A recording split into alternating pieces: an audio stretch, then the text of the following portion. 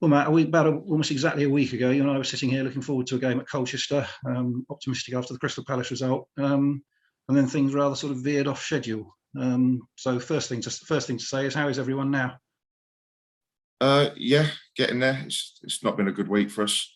We obviously don't want to call games off or miss. We're one behind really with Hartlepool being cancelled due to our pitch early on, and now we've had this against Colchester, and we don't want to get sort of behind on games. So it was very disappointing that we couldn't fulfil the fixture last Saturday. Many communications with, well, obviously the board and Tim, the secretary, as well as with the Football League, and had a couple of conversations with them as well. And I think they were very clear on, they actually don't call games off. We would have to call the game off if we felt that we couldn't, through health and safety reasons, get 3 outfield players on our bench. And if we couldn't do that, then we had to prove valid reasons and get investigated, if you like, of who wasn't available and the reasons too, which we had 11 players out come sort of Friday afternoon for many reasons, and we couldn't field 3 outfield players on a bench. We was going to have a goalkeeper, one outfield player, and Craig Dundas, our 41-year-old fitness coach, who signed on for us as well, and that was all our bench was going to be. So we weren't in the right state to go and play the game, unfortunately. And those 11 players that weren't available for whatever reason, extremely valid reasons for us not to be able to field them at the weekend.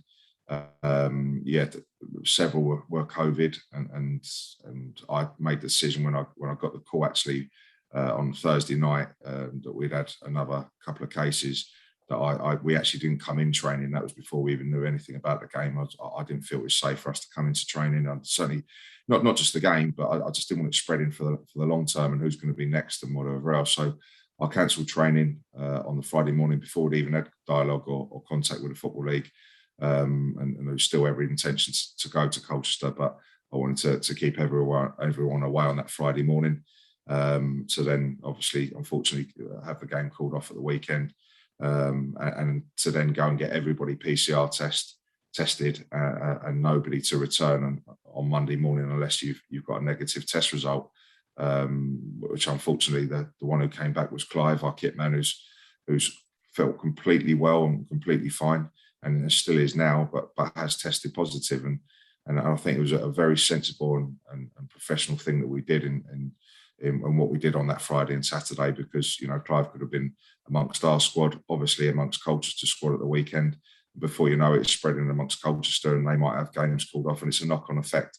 So I feel it's certainly the right thing. As much as we didn't want to do it, it's certainly the right thing that was done over the weekend. The ones who are negative have come back in to training on Monday. We've hopefully got a couple of the injuries back. And Mark Bugel has been on international duty. He's back with us as well. So we've got a few more bodies to choose from, and be able to choose 3 outfield players on the bench come Saturday. So now looking forward to Saturday. We're sort of through that, looking forward to getting back into action against Stevenage, and must be really looking forward to the game. Yeah, definitely a good performance like we spoke on last week. A good performance and an unfortunate result against Oldham, one we didn't deserve, but then to bounce back straight away on the Tuesday night and put a really good performance in and a good result, a clean sheet, 3 goals. We certainly felt there was a good buzz and mood about a camp, and we were desperate for the next game, which is why it's so disappointing that the Saturday was cancelled. So it seems a little bit of a while ago since the Palace game, but we've, as I said, given everyone a few days off over the weekend to get everyone back in a fit bill of health. We trained hard this week, and we can't wait for Saturday's game. 2 home games now. We've obviously only played 1 in the league at home. So we're looking to try and get 2 league games under our belt and try and pick up as many points as possible. You touched on the COVID cases earlier, but we had a few injuries going into last weekend as well. What's the latest with the players who would have missed out through injury? Yeah, they're all pretty much. Will Randall was getting closer. Killian Kwasi had missed quite a fair bit of training as well. But Rob Milson and John Barden, they've done some light training this week. And it's very much, as much as I like to really try and plan early part of the week and see where we are and start doing our shape. Again, my hands are tied a little bit on that. Certainly seeing with the guys who have had COVID, who have done their isolation period, who have come back in, got to see how they are, because unfortunately this affects people in different ways. And in the past, when we had it in pre-season, we'd have, I think Rob Milson had it As soon as he did his 10-day isolation period, he was back straight in, fully fit, ready to go. Then on the other hand, you had Louis John, who had it at exactly the same time, came back, played 45 minutes, and was actually exhausted for 2 days. And that really took him 2 or 3 weeks to shrug it off. So everyone's unique on this and how it affects each individual. So we'll be seeing those guys who've had COVID and coming back out of the isolation period, how their bodies are, how they're feeling energy-wise. And myself, Jason, and the rest of the staff will certainly, when we get in tomorrow morning, Friday morning, looking to see where the bodies are, both injuries and COVID related, to try and pick the fittest team with the most energy and the most legs going into the game on Saturday. But as you said earlier, must be looking forward to getting back into action, and important that we don't fall behind too much in the fixtures. Already got 2 games in hand over some sides. Yeah, exactly, and we certainly don't want to fall behind with that. We don't want to fall behind with a lack of home games as well, and having many of our games away from home. So it's important we play Saturday, and obviously we play Tuesday, and we've got the bodies available to us to put out hopefully strong competitive teams that will certainly be giving their all and looking to try and get a result. And we'll be preparing as we have done and doing all the homework on Stevenage and trying to get that result at home and really kick-start us. Yeah, they had a good start to the season. They won their first 2 games, but haven't won since. What do you imagine? What do you expect to get from them on Saturday? Another really tight game. We've watched their games, and yes, they haven't won in 4, but it's probably similar to us, where I feel, and not just us and Stevenage, or certainly the games I'm watching at this level, is everything is so tight, and there's such thin dividing lines in games. And there'll certainly be runs for teams this season where it might go for you, and there'll certainly be runs for teams when there'll be little spells where it won't go for you, and that little break might not happen. Because I feel that it's a very, very tight division. There's not a lot between the top and the bottom, and you certainly have to work hard for every point. You certainly need your little bit of rubber to green on the day as well, and hopefully things drop for you, and you capitalise on the chances that you get, and make sure you're solid and organised and hard to beat at the other end. So I'm expecting another very, very close competitive game with some good signings that they made in the summer, and it'll be a tough test for us, no doubt, on Saturday.